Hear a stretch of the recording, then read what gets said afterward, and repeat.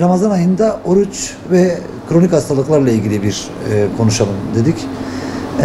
Kronik hastalıklardan en sık gördüğümüz hastalıkların başında hipertansiyon, diyabet ve kolesterol yüksekliği olan hiperlipidemi dediğimiz grup. Bilinenin aksine birçok hastamız ya da çevrede birçok kişi diyabet hastasının yani şeker hastasının ya da kolesterol yüksekliği olan hastaların ya da tansiyonu olan hastaların oruç tutmaması gerektiğini, oruç tutmasının sakıncalı olduğunu düşünmekte. Biz hastalarımızla konuşurken bilakis tam tersini oruç tutmanın onların faydalarını olacağını, oruç tutarlarsa şekerlerin daha iyi olacağını, tansiyonların daha düzenli olacağını ve kolesterol sorunlarının bir nebze de olsa çözüleceğini anlatıyoruz. Tabii bu tüm hastalar için geçerli değil. Bizim için geçerli olan konu şu. Hasta yok, hastalık var. Her kişiye göre, her hastaya göre bu değişkenlik sağlayabiliyor. Bir kişi diyabet hastası yani kan şekeri çok yüksek ancak insülin kullanıyorsa bunun şekerleri de çok hızlı düşeceği için bunun oruç tutması sakıncalı olabilir. O yüzden insülin kullanan hastalar ya da daha önce şeker komasına girmiş hastaları ya da şeker hastası olup da gebe olanlar, 65 yaş üstü olanlar, düşkün olanlar bunlar oruç tutmaları sakıncalı olabilir. Bunlar dışında kalan ki toplumun %80'i yani şeker hastalıklarının %80'i bunların dışında kalan hastalar.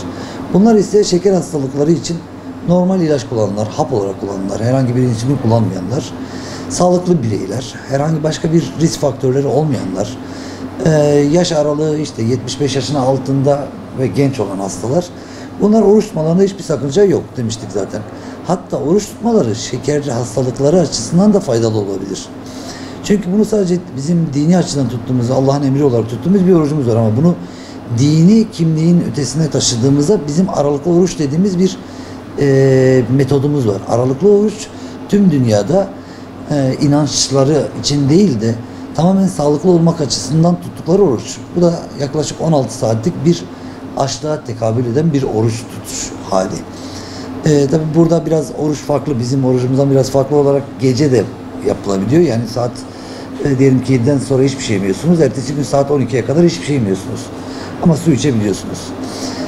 Bu aralıklı orucun getirdiği yapılan çalışmalarda aralıklı oruçla birlikte hücrenin geç yaşlandığı, yaşlılığının engellendiği, kanseri önlediği ve vücutta zararlı olabilecek ya da hücre içine zararlı olabilecek bazı maddelerin bu açlık sırasında tüketmeye çalışıldığı ve tüketildiğini gösteriyor. Böylece hem kilo vermeye uygun hem yaşlanma karşıtı bir tedavi hem de daha sağlıklı olabilmek için Batı'da ve tüm dünyada uygulanan bir diyet çeşidi. Bizde de tabii ki oruç tut, sıhhat bul bir deyimimiz var. Bu bizim geleneğimizde bize yerleşmiş bir durum. Yine Peygamber Efendimiz'in hadislerinden çıkarak yola çıktığımız oruç tutun ki sıhhat bulasınız. Ya da korunasınız diye bizim aslında ibadet açısından da yaptığımız bir şey ama oruç tutan kişi eğer oruç açtıktan sonraki yiyeceklerine dikkat ederse yani kişi gün boyunca aç kaldığı için iftarda tıka basa yemez, kendini aciz etmezse bu kişinin hem şekerinde hem tansiyonda hem de kolesterolünde çok ciddi bir değişiklik olduğunu görüyoruz. Bazen hasta ilaç kullanılmasına rağmen şekerleri çok yüksek seyredenlerin oruçlu haldeyken hem onun biraz manevi bizim plasebo dediğimiz psikolojik etkisinden faydalanarak şekerleri düzeliyor hem de maddi olarak da gerçekten gün içinde mideyi dinlendirerek, karaciğeri dinlendirerek, bağırsağı dinlendirerek hem vücutta toksin dediğimiz vücuda zararlı olacak şeyleri biraz daha detoksifikasyon yaparak yani aslında biz Ramazan'ın ilk günlerinde biraz alışkanlık dönemi, sonraki günlerde biraz sağlık açısından son 10 günü de detoks dediğimiz yine daha çok yine Batı'da dünyanın birçok yerinde uygulanan hastalıklardan kurtulma ya da vücudu dirençli tutmak için yapılan bir vücuttan toksinleri, zararları ya da zehirleri arındırma dönemi. Bizim Ramazanımızın son 10 günü de aslında böyle bir dönem. Vücuttan zehirleri tamamen arındırdığınız, vücuda zararlı olabilecek maddeleri uzaklaştırdığınız bir detoks dönemi. Bu anlamda özellikle diyabet hastalarından bahsedersek bunlarda eğer oral antidiyabetik dediğimiz ilaç kullanıyorlarsa daha önce sık şekilde bir şeker komasına girmedilerse çok rahatlıkla tutabilirler. Ancak onlara önerimiz şu: Ramazan öncesi ya da Ramazan sırasında hekimleriyle görüşüp kullandıkları ilaçları hekimlerine danışıp bu ilaçları değiştirebilirler belki. Yani şimdi bizim, evet, herkes oruç tutabilir ama bazı ilaçlarımız şekeri çok hızlı düşüren şekerli ilaçlarımız var.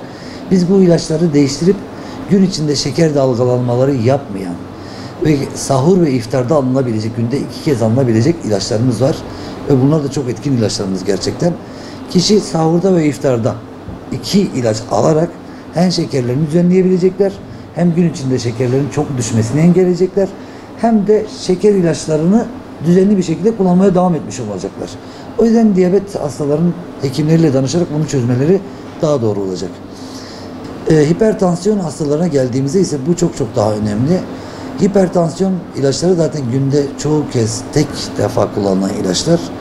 Bazı hastalarımız günde 2 ya da 3 defa kullanılabilir ama bu da çok hastalıkların büyük bir çoğunluğu oluşturan grupta değil. Günde 2 kez kullanılır. Yine iftar ve sahurda tansiyon ilaçlarını kullanarak oruçlarını tutabilirler. Ancak bizim artık bir tablet içinde 3 tane tansiyon ilacı olan haplarımız var. Yine onlar da hekimleriyle görüşerek 3 tablet almış olsalar dahi tek bir hap içinde 3 hapı aslında içeren ama tek hap alıyormuş gibi görünen haplarımız var olduğu için bunları hekimlerle görüşerek o haplarla değiştirebilirler. Günde tek doz, akşam iftarda haplarını alarak çok rahatlıkla oruçlarını tutabilir. Yine burada da dikkat etmesi gereken şey şu aslında. Bütün hastalıklarımızda dikkat edilmesi gereken konu şu: oruç tutması değil, iftarlı halde nasıl yapması. Oruç tutarken bir sıkıntı yaşamayacaklar. Ama işte 14 saatlik bir oruçtan sonra ani bir yemek yiyişi başlarlarsa hem şeker açısından hem tansiyon açısından çok ciddi sıkıntı yaşatabilir gerçekten. O yüzden oruç tutmamız değil, iftar etmemiz sıkıntı. Bunu hastalara iyi anlatabilirsek ya da biz bunu iyi organize edebilirsek gün içinde senin düzelecek şekerin, tansiyonun gayet iyi gitti.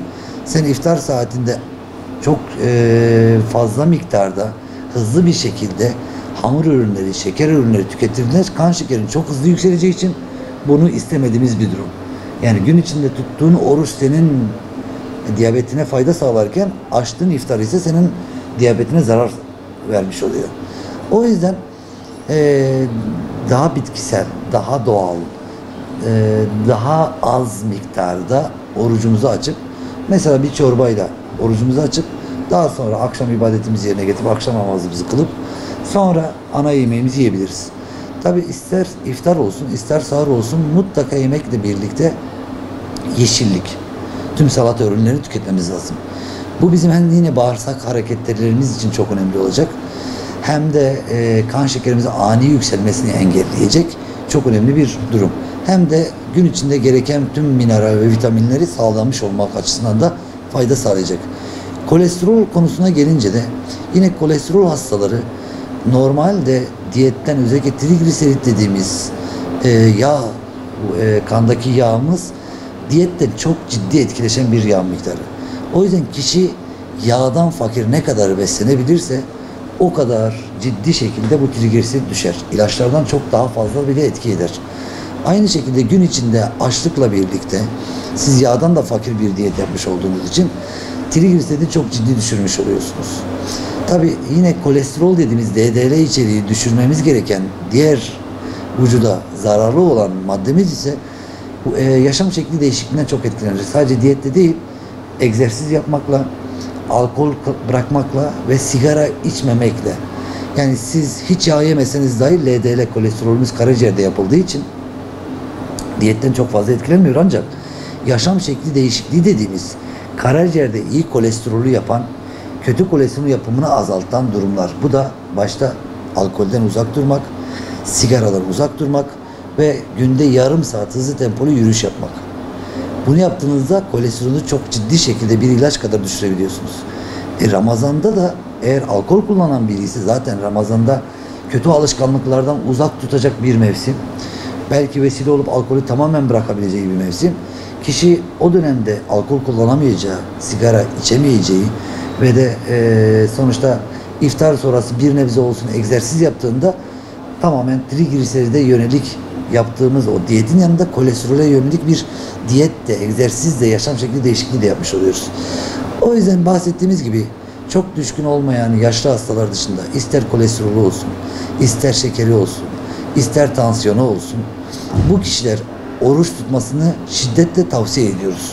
Tutmaması gerektiği konusunda eğer doktorlarla görüşecek durumda tutmaması gereken bir sebep varsa o paylaşılabilir ama %80, %90'a varan hastalarımıza oruç tutmasının faydalı olduğunu, hastalıklarını da daha iyi yönlendireceğini öneriyoruz.